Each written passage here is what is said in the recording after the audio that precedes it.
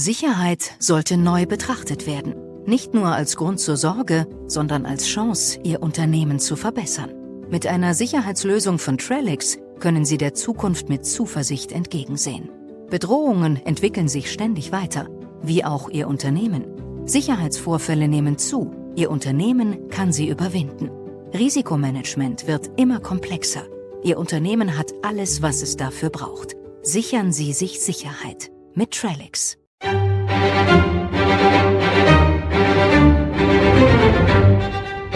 Crime Stories with Nancy Grace.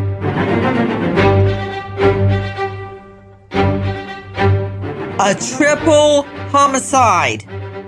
In all my years of prosecuting, I've only had a handful of triple homicides to investigate and take to trial.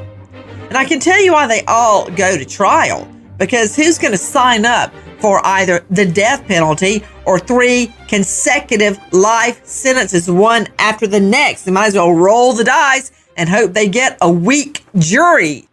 But think about it, a triple homicide.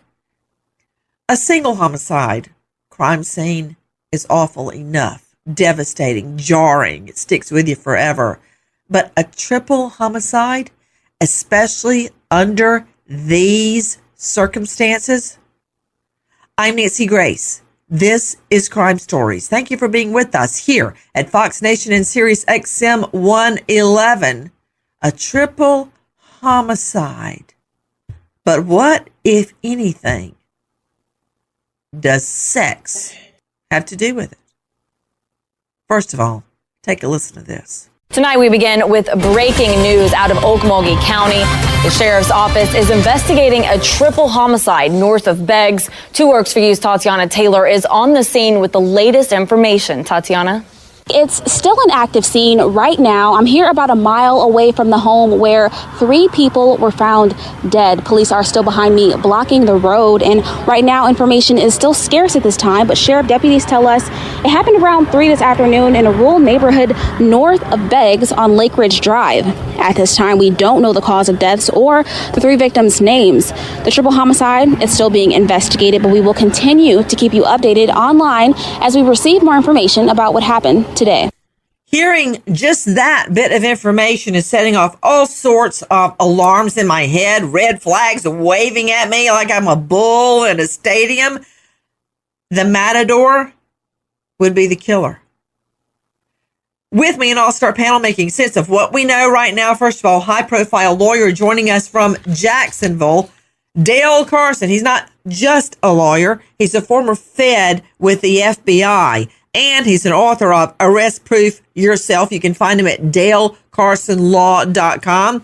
Dr. Jory Crossan, psychologist, faculty, St. Leo University, consultant with the Blue Wall Institute, and author of Operation SOS. Joseph Scott Morgan, professor of forensics, Jacksonville State University, author of Blood Beneath My Feet on Amazon, and star of a new hit series, Body Bags with Joe Scott Morgan, on iHeart. Dale Carson, am I wrong, or were all 3 of the victims, who were all adults, they were all asleep, correct? That's right. They were asleep until the rounds started going off, and then 2 of them tried to hide in closets in order to protect themselves. And 1 probably couldn't do anything. Guys, take a listen to our friends at KFOR News 4. Investigators say 2 masked suspects were seen on security cameras outside the rural home. Minutes later, the electricity is cut. Reports say while the family slept, suspects kicked in the door and shot them to death, one by one. Documents say Evelyn Chandler suffered mentally and physically before the 69-year-old was shot to death, as the suspects, quote, began firing gunshots, striking and killing her husband, Jack Randall Chandler, as she attempted to hide from the intruders, seeking refuge in her closet. Ichor was also tortured and abused before she was killed because the 43-year-old, quote, heard intruders enter the home she shared with her parents and began firing gunshots, striking and killing her parents.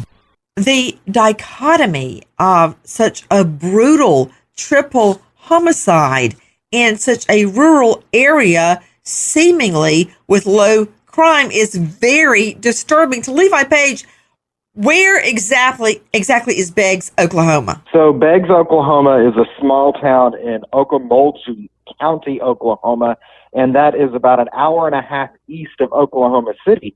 So the nearest big city is an hour and a half away. So this is a very small town, very quiet, not something where you would see these horrific triple homicides occur regularly. Someone coming in the middle of the night at 3 a.m. when they know everybody is asleep, kicking in the door and opening fire. To Levi Page, crimeonline.com investigative reporter, I have not learned anything about a theft, a burglary, a robbery, or a sex crime. Is that correct? You're correct, Nancy. The only evidence was that the door of the home was kicked in. We know that there was a ball cap left at the scene, but there was nothing stolen. Shell casings indicated that it was by two different weapons, and that's all that investigators had when they discovered this horrific murder scene. You're giving me a flashback, Levi Page. You said a single ball cap was found at the scene. What kind of ball cap? We don't know what kind it was. We just know that a cap looked like a male cap was left at the scene in the driveway. Cap left at scene in driveway. You know, Dale Carson, high-profile lawyer joining us out of Jacksonville, it reminds me very much of a case that I had to retry. The original case occurred when I was in law school, the murder and the attempted murder and rape. And by the time I had graduated law school, been a Fed for 3 years, got finally with the DA's office, and had prosecuted for a year or so, I was asked to retry the case after it was reversed on appeal and sent back down for retrial by the 11th Circuit Court of Appeals. All we had was when I tried to find in the evidence room the property that was left behind from the case, we had one x-ray and one baseball cap that said, "Kiss my bass." That cap later became very, very important because a guy had been spotted with a stolen ATM card nearby on the video wearing the "Kiss my bass" hat. And then the hat was found at the scene, just like this. So Dale Carson, a baseball cap may seem unimportant or innocuous, but in cases like these, you got a triple homicide, you don't have a rape, you're not going to get DNA, nothing was stolen, so it's not going to be hawked and you'll trace them through a pawn shop. That hat could be very important. I mean, how do I know it's not going to be on a McDonald's drive-through video 30 minutes before, one of the 24-hour ones, if there's one in the area? I mean, who knows what you can learn from that hat? Well, and more than that, today we get DNA from the sweatband of the hat. And here is another critical point. Someone tried to remove the rounds that were fired to kill these people, put them in a hat, and like many criminals, left it at the scene when they're in a rush to depart. So that's all part of this. Why would they try to hide the kind of rounds that were used by taking the casings with them? Why did that happen? And, you know, Joe Scott Morgan, enter the scene, Joe Scott, because that is what you and I love to dissect, is staging. Why would someone gather up the shell casing? Yeah, and that is because there are specific identifiers. And let me tell you what the calibers were, Nancy. We've got what is called a 5.56 millimeter round, which is fired generally from what's referred to as an M4 platform, which is kind of a military weapon that our troops use. High velocity round. Mm-hmm. And then you've got 9 millimeter rounds, which are most commonly fired from a handgun, generally semi-automatic. So you've got these rounds that are being ejected all over the place. And, you know, the perpetrators would have, first off, they came prepared. or a perpetrator. You know, when you've got two weapons, you want to make sure that you're getting the job done. I don't like the way that just rolled off your tongue. Well, that's the way unfortunately, as investigators, we kind of have to inhabit the brains of these people many times. Don't stay too long. Go ahead. ahead. I try not to. And when, to Dale's point, not just DNA, but, the shell casings, they're brass, Nancy. And so that means that they are a non-porous surface. And what can happen is, as these individuals, assuming they're not wearing gloves, are picking up these rounds, spent casings, and placing them in a ball cap, for instance, they are actually leaving latent prints behind on the sides of these casings. So if you can recover DNA and you can recover a latent print, sometimes that can be a winning shot, a grand slam. Either one of those would work for me. Now, explain, Joe Scott, how you are stating that fingerprints, I hate to put too much information out there because now perps are going to be wiping off the shells as they load them or do it with gloves, but explain how prints can be found on ammo. Yeah, on ammo particularly. It's done, and let me tell you, you see these images on the news and in TV shows and whatnot where they're dusting for prints on surfaces. That's not how this works. Not with rounds like this. What's going to happen is that these rounds will be carefully packaged and taken back. Whoa! Wait a minute. Carefully packaged. Explain. Don't leave anything out. Well, what do you mean carefully packaged? How do they do it when you're trying to pick up a gun a casing or shell? You don't want to mess up the fingerprint that could be on it, a partial. No, you don't, and you have to be very, very careful. The upside with if you're trying to recover a spent casing, is that it actually has a hole where the projectiles actually come out of. You can pick it up interiorly. You can take like a pencil, or you can take, for instance, imagine picking up a toilet paper roll with that's a good point. A pen. Yeah. You reach into the spent cartridge like that and pick it up.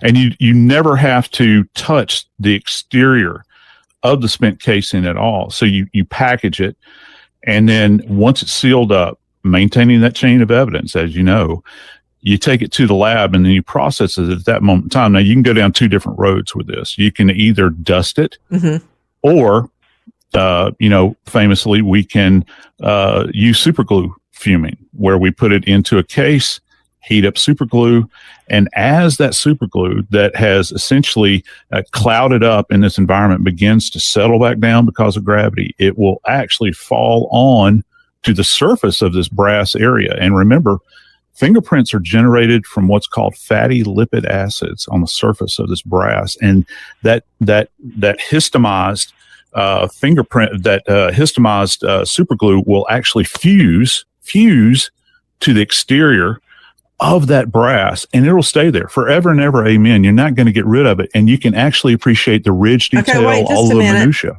You're saying, and this is the method when it comes to ammunition, which is so small, and you've got a chance of getting a partial print.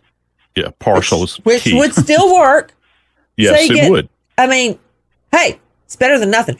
You could get a partial print off that tiny piece of evidence. I absolutely advise the super glue method, which means you put the bullets into a closed container with the super glue opened, and the chemicals in the super glue attached to my understanding, the human oils from the finger. Yes. Still on the ammo. Yes. And it sticks to it. It will never come off. Super glue will never come off. And then you take it out with a pair of tweezers and you can get that partial print. It's awesome. Yeah. Isn't that incredible? Yes, it is. And it will stay there forever and ever. Amen. And how many times have you and I been to evidence rooms that are just so funky and nasty and dirty, and you lose evidence in those environments? With the super gluing, it binds. It's a binder. You're not going to lose that.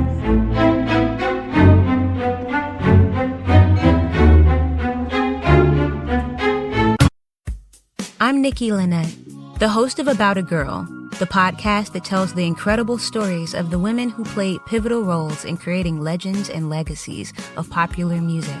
You know about Bob Dylan, but you may not know about his secret marriage to Carolyn Dennis, his backup singer and creative collaborator who helped keep their relationship and their daughter private.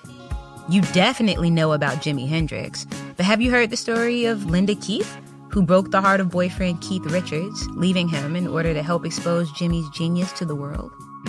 Lisa Bonet and Lenny Kravitz, Tina Marie and Rick James. As a musician, social impact artist, and mental health advocate, I'm fascinated by these complicated and powerful women who have lived too long in the shadows of music history, treated as footnotes to greatness instead of the foundational figures they are. Listen to About a Girl on the iHeartRadio app, Apple Podcasts, or wherever you get your podcasts.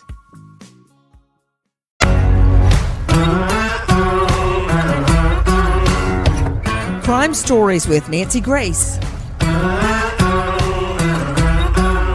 Well, we're talking about casings found in this cap. Other things found at the scene of a triple homicide. The victims, Tiffany Ichor, Jack Chandler, and Evelyn Chandler, Tiffany's parents. They're all dead.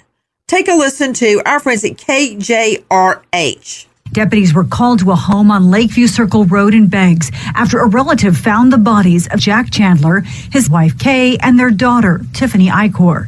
All three victims had been shot multiple times with at least 2 different caliber of weapons. It was those shell casings and DNA found in a cap at the scene that helped investigators build their case. In further processing of the crime scene, it was discovered that the residence was equipped with a digital video surveillance system. Investigators say the video showed 2 people arrive, park in the road, then walk to the house.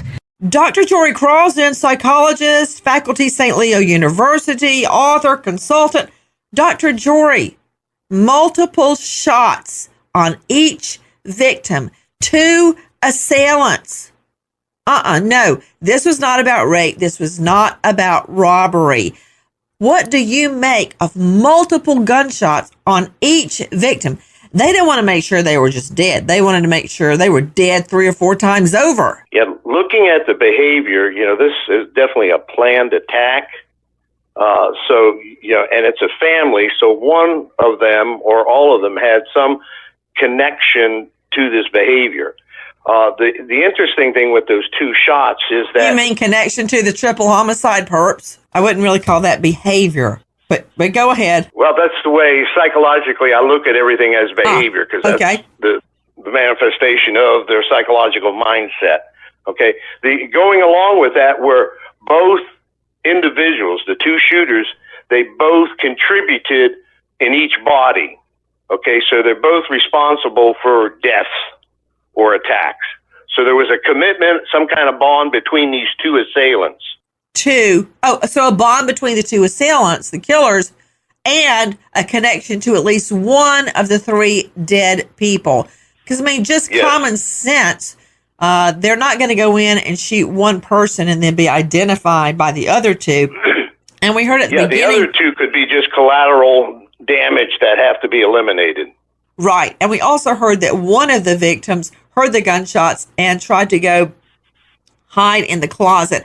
Dr. Jory Crosden, it's everybody's nightmare that your family's under attack and somebody's hiding in the closet and then they open the closet door. It's straight out of a horror film. Yes. I would imagine the male would be the first subject to be taken out because this was planned. They probably did some homework on this, knowing who the assailant or who their victims were. Mm-hmm. So he would be eliminated first. And then the other 2 just have to be, like you say, if they're witnesses, they've got to be eliminated also. Dale Carson, I heard you jumping in. What is it? First off, the electricity's off, so these individuals... Oh, I'm glad you reminded me of that. Electricity cut. Go ahead. Then there's no light. So you have to have a flashlight if you're going to find those rounds. And as we know, when you fire a semi-automatic weapon, you don't ever know where those expended cartridge cases are going to go. So that means you got a lot of time. They figured this out. They have time, and so they can crawl around looking for those rounds that they put in that cap that was later discovered because they left it at the scene. That's really interesting. The way you said that, Dale Carson, it's making me think about and analyze what really happened step by step. I imagine them crawling around looking for the spent cartridge shell. And hey, Joe Scott, let me bring you in, because the first time I realized the significance of the spent shell location, it was the DA, my boss, Mr. Slayton, longest serving district attorney in the country. At that time, I think it was 37 years. Loved him deeply, like a grandfather to me. I heard him call me over the loudspeaker. Nancy, come to my office. I'm like, so I ran. And I've told you, I specifically turned down a really nice office for one right by the stairwell. So I didn't want to waste time going and waiting on an elevator. I ran down the stairwell to get to his office, and he handed me a file and said, I want you to look into this. That's all he said. Turned out a friend of his that he had started law practice with many years before, daughter had committed suicide, grown daughter.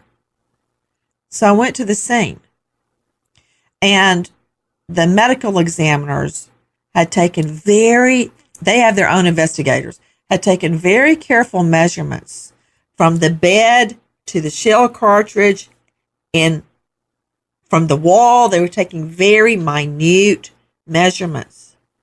Why? To make sure it was a suicide. Well, it was not a suicide, because at the crime lab, when we put the sheets up against the light, you could see blood spatter under her pillow where she was laying when she reported it. And that would be impossible because she's laying on the pillow. The point is, cartridge shell casings can bounce around. Yeah, they can. Yeah. But they can also give you a little bit of an idea where the shooter was at the time of the shooting. Yeah, to a certain degree. Yeah. You know, to Dale's point, it's real dynamic in this environment. It depends on what kind of surface they strike too, because they can bounce like nuts all over the place. And there's one big linkage here, I think, that's real important that Dale brought up, Nancy, and this is striking to me. The electricity was cut. Yes.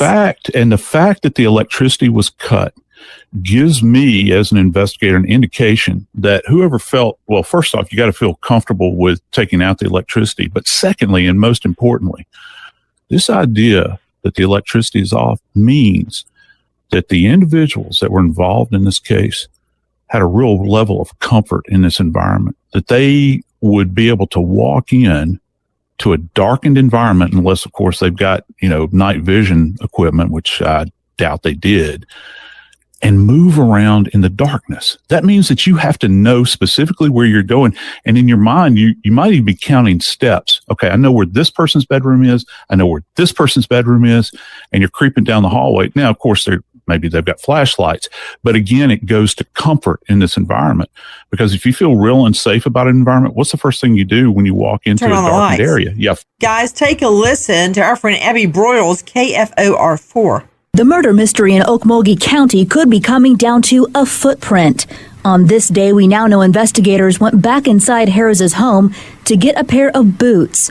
Officers believe they could match a footprint from the murder scene. It's been over a month since Jack and Evelyn Chandler, along with their daughter Tiffany Ichor, were found murdered in their home near Beggs. Talk about forensics, a possible boot print. But now, out of the blue, a bizarre twist. Take a listen to our cut to KFOR. Attorney David Bedford, the former law partner of Keegan Harroz. He told me he had concerns about Harroz and one of her clients and took his concerns to the Bar Association and District Attorney's Office months ago. David Bedford says investigators from the Okmulgee County Sheriff's Office came to talk to him on Friday about the triple homicide near Beggs and this woman, attorney Keegan Harroz. Bedford and Harroz previously had a relationship and practiced law together. Bedford had concerns about Harroz and her boyfriend and client, a man with a violent record, and reported his concerns to the bar and the DA. Her client is charged in a domestic abuse case in Oklahoma County. The victim, Tiffany Ichor. Ichor and her parents, Jack and Evelyn Chandler, were found dead inside the Chandlers' home on September 7th. Bedford says investigators showed him a video of two people believed to be involved in the murders. Bedford said he couldn't tell who was in the video. Then he says investigators asked him if they knew where they could find Keegan Harroz. Okay, let me understand this. Levi Page, out of the blue, out of nowhere, after the triple homicides, an attorney, David Bedford, contacts authorities, and he is concerned about a former law partner, female Keegan Harroz. He says he was concerned that Harroz was in a relationship, a sex relationship, with a bad guy, Barry Titus II.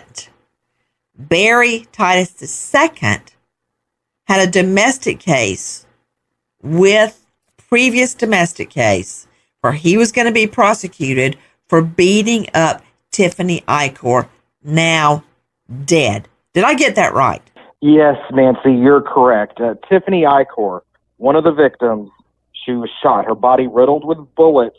Investigators discovered that she met Barry Titus on the dating app Tinder, and she started a relationship with him. And she said a month into the relationship, things went haywire.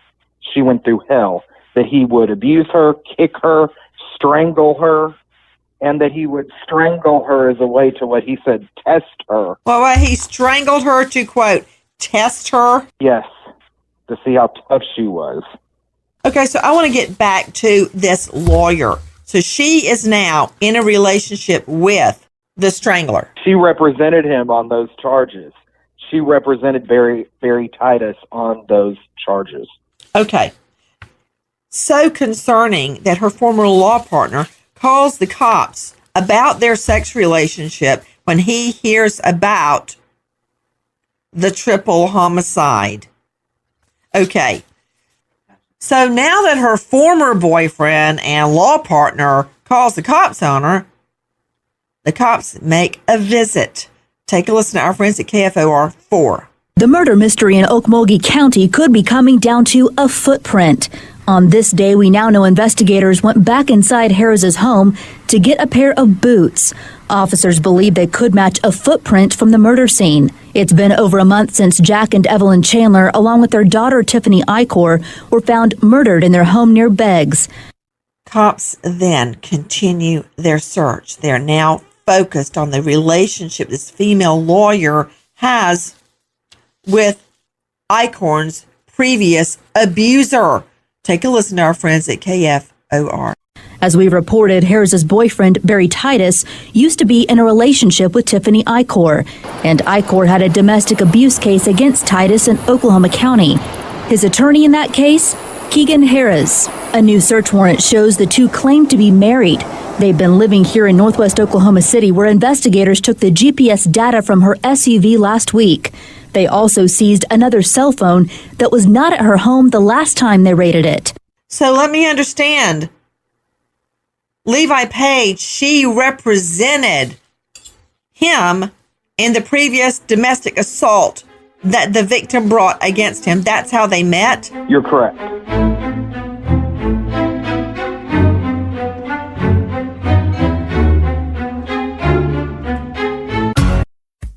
I'm Nikki Lynette, the host of About a Girl, the podcast that tells the incredible stories of the women who played pivotal roles in creating legends and legacies of popular music. You know about Bob Dylan, but you may not know about his secret marriage to Carolyn Dennis, his backup singer and creative collaborator who helped keep their relationship and their daughter private. You definitely know about Jimi Hendrix, but have you heard the story of Linda Keith, who broke the heart of boyfriend Keith Richards, leaving him in order to help expose Jimmy's genius to the world? Lisa Bonet and Lenny Kravitz, Tina Marie and Rick James. As a musician, social impact artist, and mental health advocate, I'm fascinated by these complicated and powerful women who have lived too long in the shadows of music history, treated as footnotes to greatness instead of the foundational figures they are. Listen to About a Girl on the iHeartRadio app, Apple Podcasts, or wherever you get your podcasts.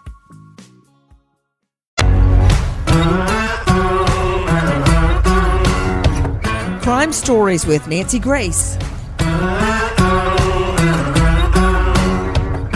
It wouldn't be the first time a lawyer or some other person, a civilian, goes into the penitentiary and falls in love with an inmate.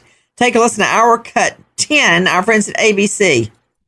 Today, Joyce Tilly Mitchell, in stripes, shackles, and tears, pleading guilty to helping the two murderers escape. She was swept off her feet a bit for a period, and then when she realized who she was dealing with, everything changed. In newly released statements, Mitchell describes a deepening friendship with inmate Richard Matt. Quote, "He treated me with respect and was nice to me," she says. "He made me feel special." That relationship turning sexual. Inmate Matt grabbed me and kissed me. Mitchell also admits sending naked pictures to the other prisoner, David Sweat. Telling police, Matt told her, "We were all going to be together." She got in over her head into something that she never should have started, but she did, and she's paying the price. Mitchell admits smuggling hacksaw blades, chisels, a punch tool, and a screwdriver to the prisoners, hiding them inside frozen hamburger meat. Matt giving her 2 pills to drug her husband Lyle on the day of the escape. They referred to Lyle as the glitch. They talked about her husband as the glitch? Now, wait a minute. Jackie, did I just hear that she said, "He treated me with respect"? Didn't they have sex in the closet? They did.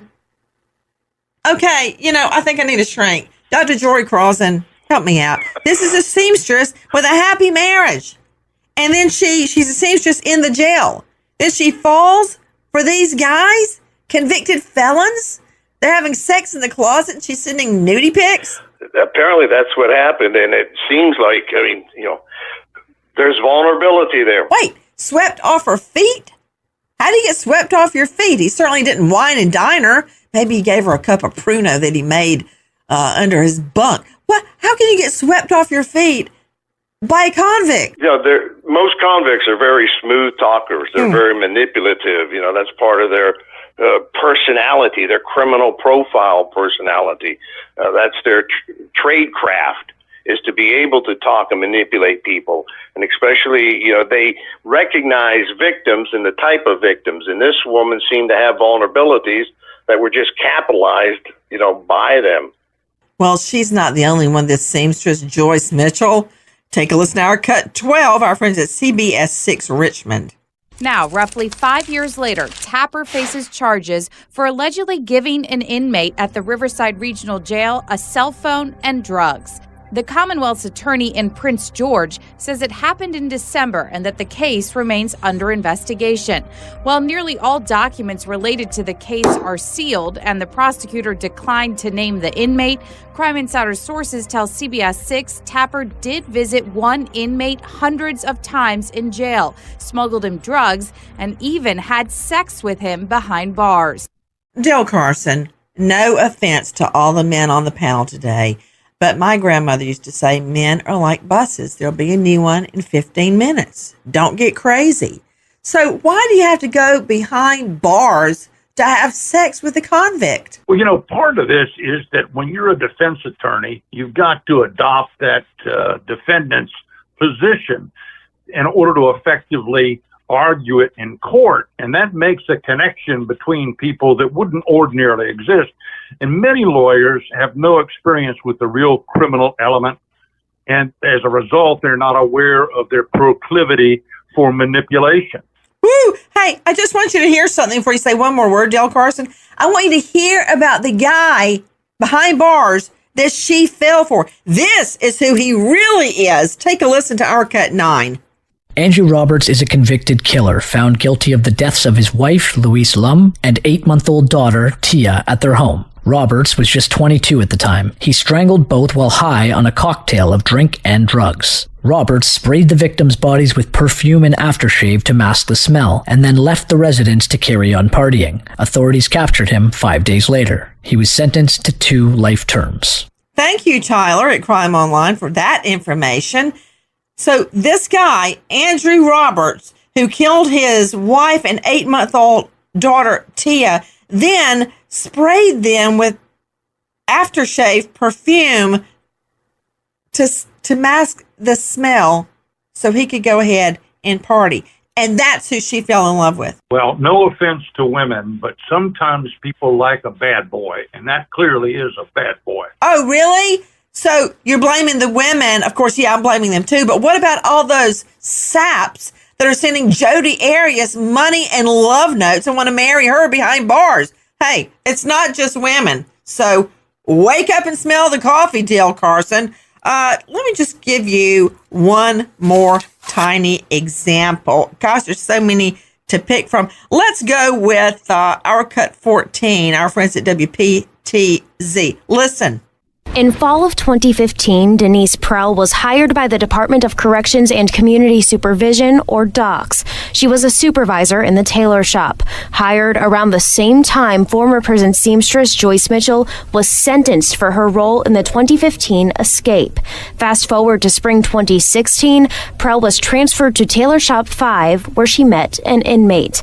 That's where the two tell police their love story started. A similar situation to the one that sparked the infamous love triangle leading to the 2015 prison break. The inmate is quoted in court documents saying the two fell in love.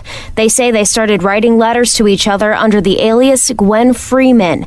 Gwendolyn is Prell's middle name. Freeman was in reference to the inmate eventually becoming a free man. Then it turned to phone calls. The documents say Prell sending the inmate at least $350. The inmate tells police that the two were planning on living with each other once he's released from prison. So it looks like lightning does strike twice. At the same location, another affair with a different inmate and another woman brought into the tailor shop. So, I could go on and on and on. I've got so many cases of women going behind bars for whatever legitimate reason, falling in love, having sex with the inmate behind bars, and then suddenly they're helping them bust out of jail.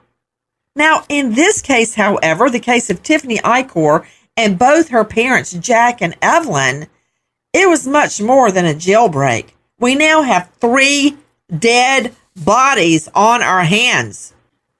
I've given you a little peek at the charming guys these women are meeting behind bars. Let's take a look at who this lawyer, Keegan Harroz, in her 30s, her whole life ahead of her, a well-known lawyer. This is who she falls for behind bars. Take a listen to our friends at Crime Online. Tiffany Ichor meets Barry Titus on the dating app Tinder. Just a month into the relationship, Ichor reports to police that Titus kicks her, hits her, and strangles her as a way to test her. She says Titus also introduced Ichor to meth and heroin. 2 months later, Titus beats Ichor so severely, she's in the hospital for days. Her injuries include cracked ribs, a lacerated liver, lacerated kidney, and bruises on her arms, legs, stomach, and neck. Ichor tells police that when she passes out during the beatings, Titus wakes her by pouring water on her, then strangles her again until she passes out. Police try to charge Titus, but Ichor refuses to cooperate. 3 months later, it happens again. A witness calls police saying that Titus is beating Ichor, but Ichor refuses to cooperate.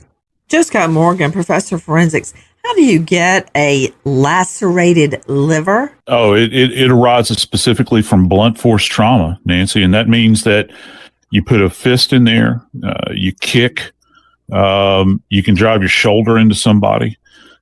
We see lacerated livers many times, actually in car accidents. So that gives you an idea as to the amount of force that's applied. Many times, Nancy, when you're talking about abuse victims, they can have a laceration to either the spleen or the liver, which are kind of parallel to one another in the cavity. But there won't be any kind of external insult. You won't see many times. You won't see an overlying contusion. Sometimes you will, but not every single time. Are you saying a bruise? You don't see a bruise? Well, it's just kind of my vernacular, but yeah. So a contusion is a bruise? Yes. Okay, hold on just a moment before you go too deep into that. I want to bring us back to the victim, Tiffany Ichor. She's taking these horrible, horrible beatings at the hands of the new boyfriend, Barry Titus II. She's too afraid to press charges, but finally she does. Take a listen to our cut 7E. Tiffany Ichor did file charges against Titus a few months later after cutting off contact with him and getting counseling. After Titus is arrested and charged with assault, reports say someone left a package of white powder on Ichor's porch. Testing shows it's powdered sugar, but police think someone is trying to intimidate or scare her. A protective order is filed against Titus a month later. Records show his attorney for that case, the assault case, and unrelated charges in Cleveland County is Keegan Harroz. So enter Keegan Harroz. That's who's assigned to be his defense attorney. After this monstrous domestic beating where he nearly beats Tiffany Ichor dead, then tries to intimidate her by leaving, I don't know what he was trying to pretend it was, but he left sugar in a container, I guess to make her think it was some dangerous powder on her doorstep. But everything progresses rapidly. Take a listen to our friends at KFOR. You might remember the name Keegan Harroz. She's an attorney caught up in a twisted love triangle. She was representing her boyfriend, Barry Titus, after his ex-girlfriend, Tiffany Ichor, accused him of making threats to kill her and her family. Ichor and her parents were later murdered by two masked killers at their home in Beggs. However, to this day, no charges have ever been filed. Law enforcement officials only saying Harroz and Titus are connected to the case, but Harroz took a plea deal for a federal weapons charge and served 24 months in prison. At that time, no arrests. The police investigators indicating that somehow the female attorney is connected to Barry Titus II. The case progresses. Take a listen to our friends at KFOR News 4. Court documents show state prosecutors believe Barry Titus and his Oklahoma City attorney-turned-lover, Keegan Harroz, quote, should be punished by death for the murders of Titus's ex-girlfriend, Tiffany Ichor, and her parents, Jack and Evelyn Chandler. Before the love triangle formed, Ichor accused 40-year-old Titus of threatening her family. She also had a pending domestic abuse case against him. Representing Titus was 38-year-old Harroz. Reports say while the family slept, Titus and Harroz kicked in the door and shot them to death, one by one. The state alleges Ichor was killed so Titus could, quote, avoid prosecution for the domestic assault case. Adding Titus and Harroz killed the Chandlers so they could get away with killing their daughter. A year and a half later, both Titus and Harroz charged with 3 counts of first-degree murder and 1 burglary charge. Oh, what a tangled web we weave when first we practice to deceive. Let me understand. Levi Page, Crime Online. So the two figures seen on surveillance going into Tiffany Ichor and her parents' home are not only, according to cops, Barry Titus II, but she, the female lawyer, under his spell goes with him, and together they gun down 3 people in their sleep so he won't have to answer up on Domrell domestic relations attack? You're correct, Nancy. In the surveillance video, 2 masked figures approached the home. One was tall, believed to be a man, and another was much shorter. We now know it was a female.